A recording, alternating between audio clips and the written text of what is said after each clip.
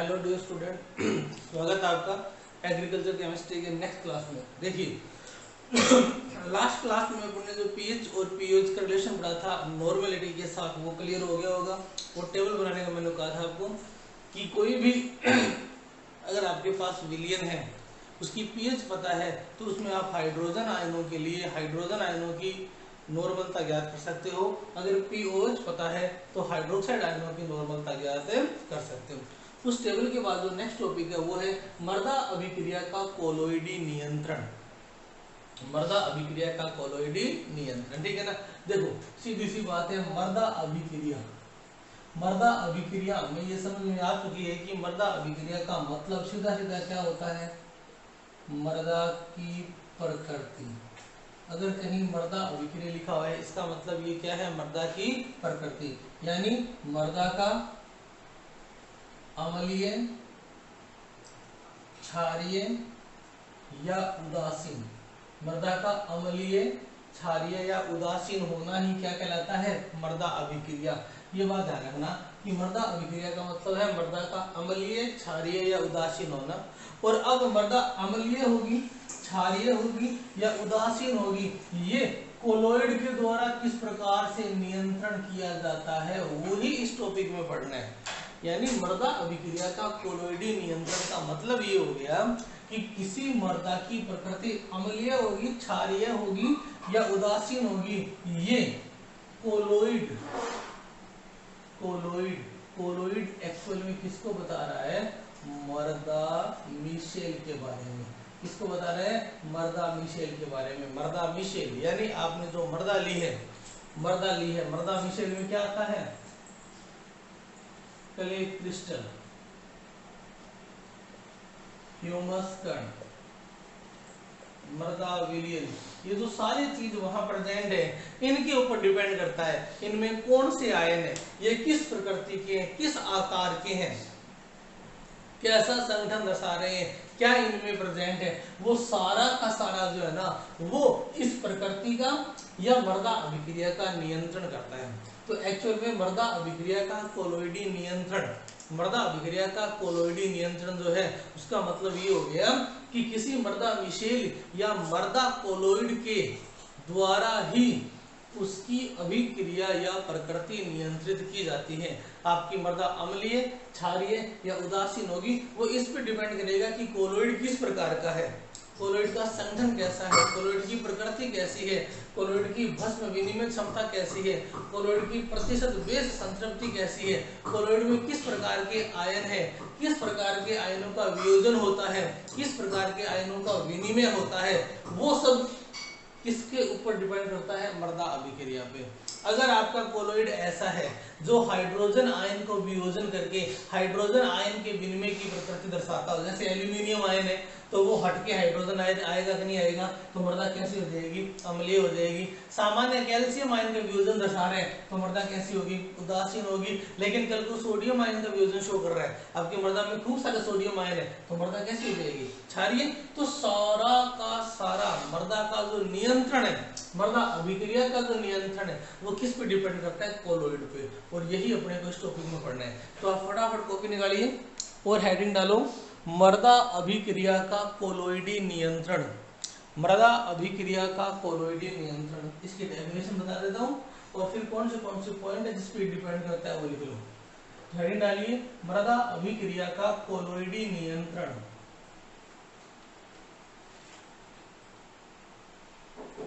मृदा अभिक्रिया का कोलोइडी नियंत्रण लिखो, ठीक है। किसी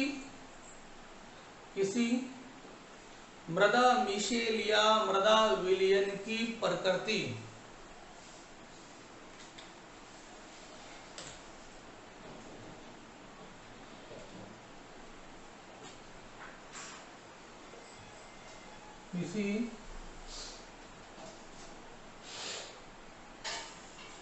मृदा मिशेल या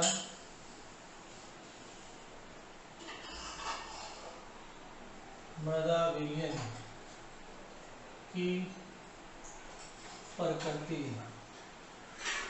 अम्लीय, क्षारीय या उदासीन होना, किसी मृदा मिशेल या मृदा विलयन की प्रवृत्ति अम्लीय, क्षारीय या उदासीन होना, अम्लीय, क्षारीय या उदासीन होना मृदा कोलोइड पर निर्भर करती है।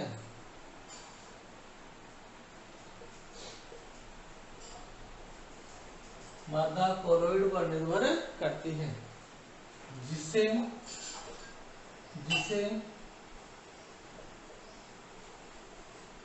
मृदा अभिक्रिया का कोलोइडी नियंत्रण कहते हैं, जिसे मृदा अभिक्रिया का कोलोइडी नियंत्रण कहते हैं। किसी मृदा मिशेल या मृदा विलयन की प्रकृति अम्लीय, क्षारीय या उदासीन होना मृदा कोलोइड पर निर्भर करती है, जिसे मृदा अभिक्रिया का कोलोइडी नियंत्रण कहते हैं। मृदा अभिक्रिया का कोलोइडी नियंत्रण कहते हैं। ठीक है, देखिए इसे निम्न बिंदुओं के आधार पर समझाया जा सकता है।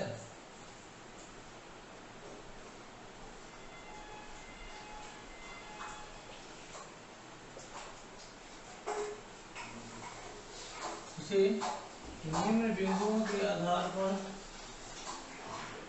समझाया जा सकता है। इतना उतार लो, मैं जो बिंदु है वो लिखा देता हूँ, उसके बाद फिर एक एक करके डिटेल में पढ़ेंगे। इसे निम्न बिंदुओं के आधार पर समझाया जा सकता है। नंबर 1,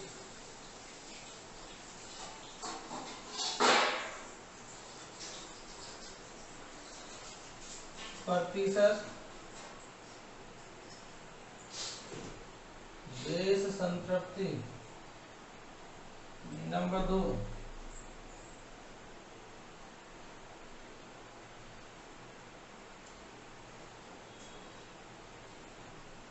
मिशेल की प्रकृति। कौन से बिंदु आगे? प्रतिशत बेस संतृप्ति, मिशेल की प्रकृति, और तीसरा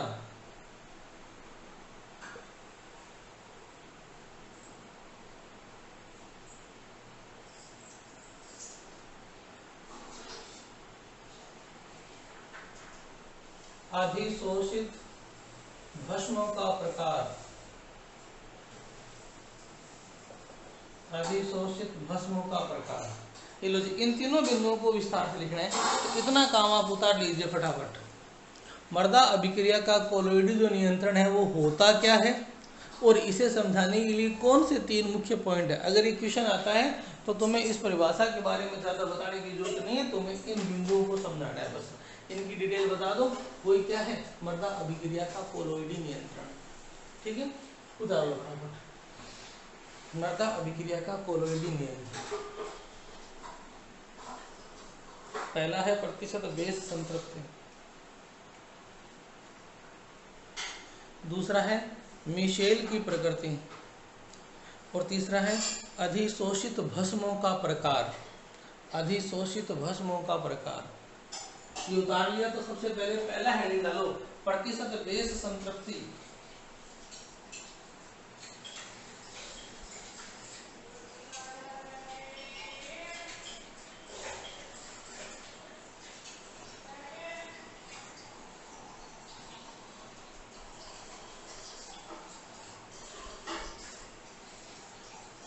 हो गया? चलो सबसे पहले फर्स्ट हेडिंग प्रतिशत बेस संतृप्ति। पिछले चैप्टर में डिटेल में करवाया था कि प्रतिशत बेस संतृप्ति होता क्या है।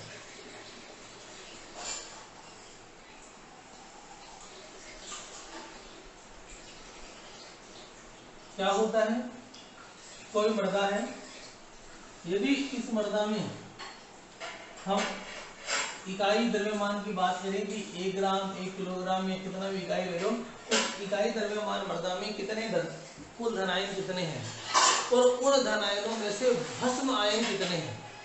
ठीक है ना, मतलब कुल धन आयनों में एल्यूमिनियम भी आता है और हाइड्रोजन भी आता है, लेकिन भस्म में सिर्फ कैल्शियम, मैग्नीशियम, पोटेशियम और सोडियम आते हैं। तो कहते हैं कि कुल धनायन कितने हैं, कुल धनायन को धनायन विनिमय क्षमता से दर्शाते हैं, और भस्म आयन यानी उसमें से कैल्शियम, मैग्नीशियम, सोडियम और पोटेशियम कितने हैं, तो उन्हीं का जो अनुपात था 100 के साथ लिया था वो थी प्रतिशत बेस संतृप्ति।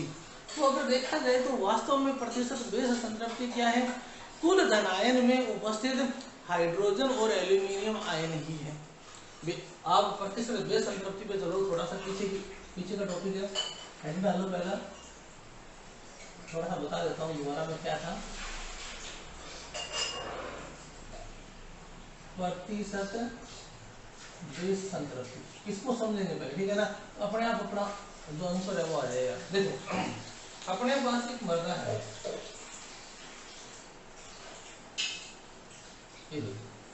इस मर्दा में कुल धनायन जो है ना उनको मैं दर्शा रहा हूँ ऐसे। इस मर्दा में Ca+2b है, Mg+2b है, K+b है, Na+b है, इनके साथ H+b है और Al+3b है। ये जो धनायन है ना इनकी जो मात्रा है वो बताई जाती है कैटायनिक एक्सचेंज कैपेसिटी से। इसे बोलते हैं धनायन विनिमय क्षमता। तो इसके जो मात्रक था वो था सेंटीमोल किलोग्राम इनवर्स, सेंटीमोल किलोग्राम इनवर्स, यानी प्रति किलोग्राम में कितने सेंटीमोल प्रेजेंट है, ठीक है ना। ये तो हो गई कुल धनायन। अब देखो जी, सपोज करो कैल्शियम आयन है 10, मैग्नीशियम है 20, ये है 5, ये है 9, ये है 2, ये है 13, ठीक है ना। अब यदि कुल धनायन ये है तो क्या कहता है कि जो प्रतिशत बेस संतृप्ति थी, पिछले वाले चैप्टर में अपन ने ये पढ़ा था कि प्रतिशत बेस संतृप्ति होती है कि भस्म विनिमय आयनों की संख्या अपॉन कुल धनायनों की संख्या। तो कुल धनायन देखो 20 और 10 30, 30 और 5 35, 35 और 9 44, 44 और 2 46, 46 और 13 कितने हो गए 59। ये जो 59 है ये तो कुल धनायनों की यानी CEC का मान आ गया। ये समझा रहा हूँ कि ऐसा होता नहीं है, ठीक है ना। तो ये तो हो गया CEC का मान। अब इसमें भस्म विनिमय आयन, तो देखो जी भस्म विनिमय आयन की श्रेणी में कैल्शियम+2 आता है, मैग्नीशियम+2 भी आता है, Na+ भी आता है, K+ भी आता है। तुम्हारा H+ जो है वो इसमें नहीं आता, Al+3 नहीं आता। कुल धनायन विनिमय क्षमता में तो आएंगे लेकिन भस्म विनिमय नहीं आएंगे। तो भस्म विनिमय की संख्या अगर आप याद करो तो 20 और 10 30 और 5 35 और 9 44, यानी ये है 44। तो भस्म विनिमय आयनों की संख्या बटा कुल धनायन विनिमय क्षमता × 100, यही तो था प्रतिशत बेस संतृप्ति। क्लियर है। अब देखो यदि ये बढ़ रहे हैं तो मर्दा की क्या होगी, प्रतिशत बेस संतृप्ति घटेगी, क्योंकि इनके बढ़ने पर ये मान तो बढ़ जाएगा लेकिन ये घटेगा। तो यदि ये बढ़ते हैं तो प्रतिशत बेस संतृप्ति घटती है। बेस संतृप्ति का मतलब क्षारीय गुण होना है। तो अगर ये बढ़ते हैं तो अम्लीय प्रकृति बढ़ेगी कि नहीं बढ़ेगी, और अगर ये बढ़ते हैं तो क्षारीय प्रकृति बढ़ेगी ना। तो सीधी सी बात है कि यदि किसी मर्दा की बेस संतृप्ति कम है, बेस संतृप्ति कम है तो वो मर्दा अम्लीय होगी, और जो मर्दा अम्लीय होती है उसकी पीएच कम होती है। तो प्रतिशत बेस संतृप्ति कम होगी तो पीएच भी कम होगी, और प्रतिशत बेस संतृप्ति ज्यादा होगी 100 या 100 से ज्यादा है तो या तो मर्दा होगी उदासीन और या मर्दा होगी क्षारीय। तो प्रतिशत बेस संतृप्ति बढ़ने पर क्षारीय गुण बढ़ते जा रहे हैं तो पीएच भी बढ़ती जाएगी। तो इसके आधार पे क्या आ गया, मर्दा रिएक्शन या मर्दा अभिक्रिया क्या निकली है कि यदि प्रतिशत बेस संतृप्ति का मान कम हो तो मर्दा अम्लीय प्रकार की होती है यानी पीएच कम होती है, और यदि प्रतिशत बेस संतृप्ति का मान 100 या इससे अधिक हो तो मर्दा उदासीन या क्षारीय हो जाती है। कैसे हो जाती है, उदासीन या क्षारीय हो जाती है, अर्थात पीएच का मान बढ़ जाता है। तो सीधी सी बात है बेस संतृप्ति जो है वो मर्दा अभिक्रिया को नियंत्रित कर रही है कि नहीं कर रही।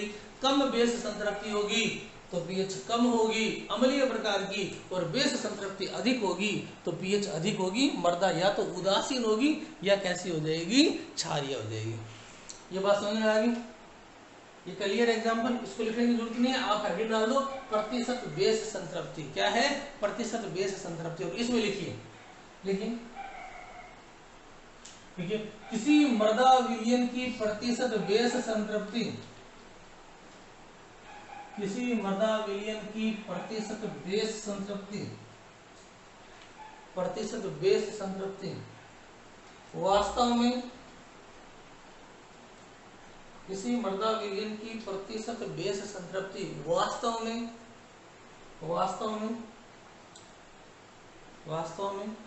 भस्म विनिमय आयन तथा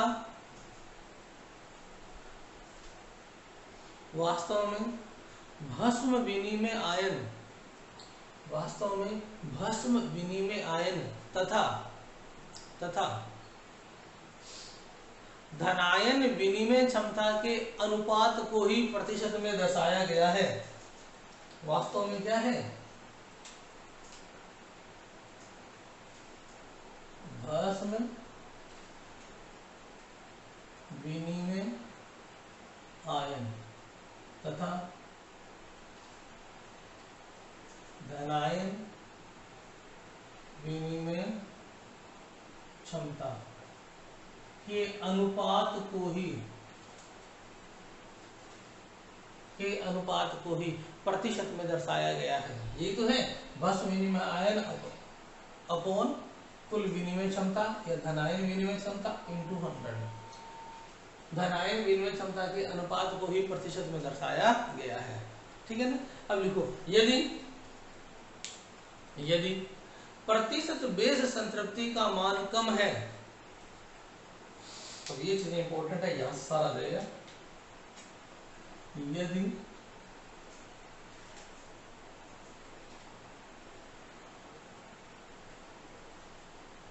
प्रतिशत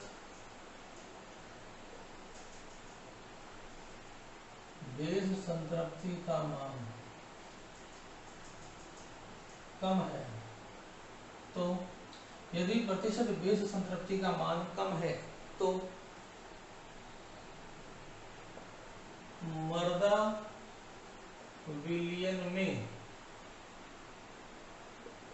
भस्म विनिमय आयनों की संख्या कम होगी, अर्थात अम्लीय आयन जैसे H+ व Al+3 का मान अधिक होगा। यदि प्रतिशत बेस संतृप्ति का मान कम है तो मृदा विलयन में भस्म विनिमय आयनों की संख्या कम होगी, अर्थात अम्लीय आयन जैसे H+ व Al+3 का मान अधिक होगा। अब अम्लीय आयन अधिक होगा तो मृदा कैसी हो जाएगी? अम्लीय, और pH क्या हो जाएगी? कम। तो H+ व Al+3 का मान अधिक होगा तथा मृदा प्रकृति अम्लीय प्रकार की हो जाएगी।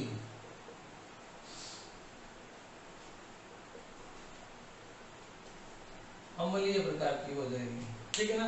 और इसके लिए ले लेना ना, अर्थात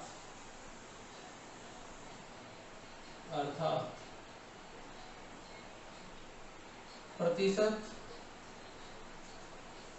बेस संतृप्ति का मान घटने पर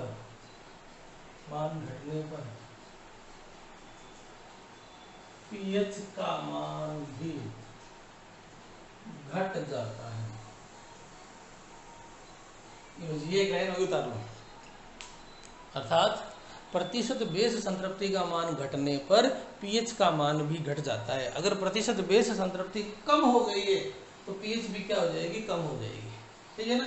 इसका निचोड़ ये तथा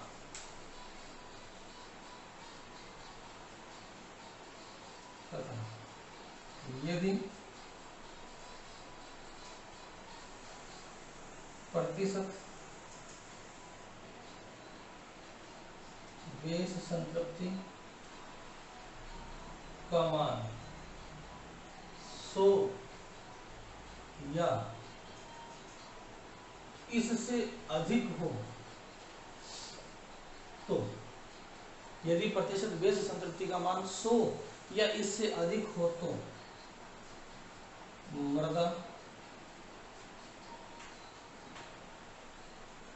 उदासीन यानी पीएच 7 या क्षारीय हो जाती है। मृदा उदासीन या क्षारीय हो जाती है। तो इसका मतलब क्या निकला, अर्थात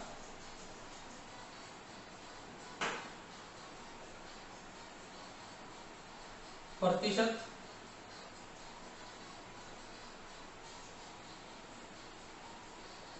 बेस संतृप्ति का मान बढ़ने पर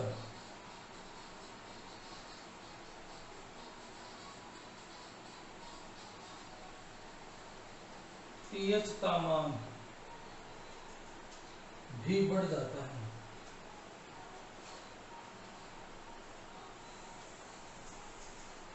बढ़ जाता है।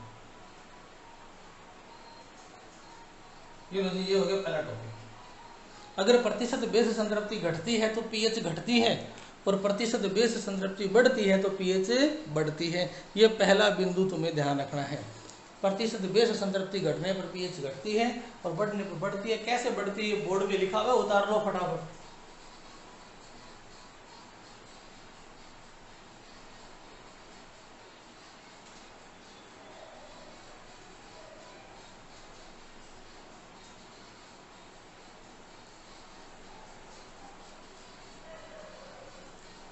कोई भी मृदा विलयन है, उसकी मृदा अभिक्रिया का मतलब होता है उसकी प्रकृति। किसी भी मृदा विलयन के लिए मृदा अभिक्रिया का मतलब क्या है, उसकी प्रकृति, यानी अम्लीय होगी, क्षारीय होगी या होगी उदासीन।